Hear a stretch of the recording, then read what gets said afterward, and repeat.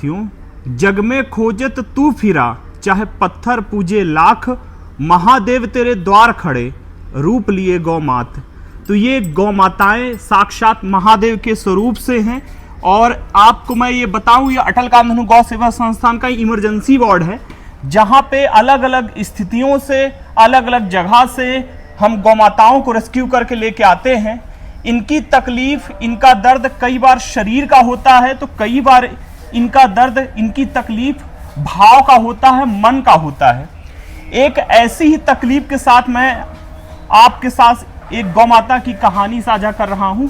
ये गाय माता जिन्हें कल हम बाढ़ सागर से रेस्क्यू करके लेके आए थे, इनकी बछिया का इतना भीषण एक्सीडेंट हुआ रात को करीब 11 बजे बाढ़ सागर में सोन नदी ब्रिज के पास, कि उस छोटी बछिया की पूरी शरीर की चमड़ी उधड़ गई। वो इतना भयावह दृश्य था कि देख के आत्मा कलप गई। हमारा हृदय कठोर है, इतना जल्दी हमको रोना नहीं आता, हमारे अंदर आंसू नहीं आते, लेकिन जब उस बछिया की तकलीफ और वेदना को हमने देखा तो आत्मा रो दी। इतनी ज्यादा तकलीफ, इतनी ज्यादा, तो बछिया इतना ज्यादा कष्ट में, इतनी ज्यादा तकलीफ, इतनी ज्यादा पीड़ा में थी। हम बहुत सारे गौ माता के साथ और अन्य दूसरे जानवरों की भी सेवा करते हैं, रेस्क्यू करते हैं। जब हम एक कुत्ते को भी इंजेक्शन लगवाते हैं तो कुत्ता चिल्ला उठता है, दूसरे जानवर भी चिल्ला उठते हैं। वो गौ माता इतनी ज्यादा पीड़ा में, तकलीफ में शांत भाव से, बिल्कुल अपनी उधड़ी हुई चमड़ी के साथ बिल्कुल शांत भाव से बैठी थी।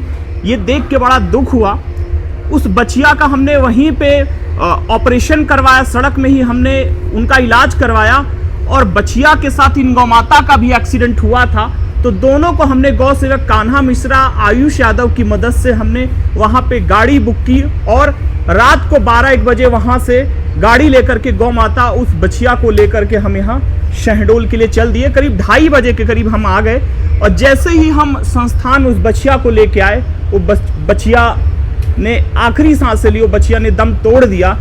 लेकिन आप सोचिए उस पीड़ा, उस भयावह स्थिति, उस भयावह दृश्य के बारे में, जिसके लिए कहीं ना कहीं जिसने उस बछिया को ठोकर मारी होगी, जिसने एक्सीडेंट किया होगा, तो मैं समस्त मानव जाति की तरफ से इन गौ माता से और इनकी बछिया से क्षमा मांगता हूँ, क्षमा प्रार्थी हूँ कि एक मानव की गलती से नहीं इतनी ज्यादा तकलीफ झेलनी पड़ी।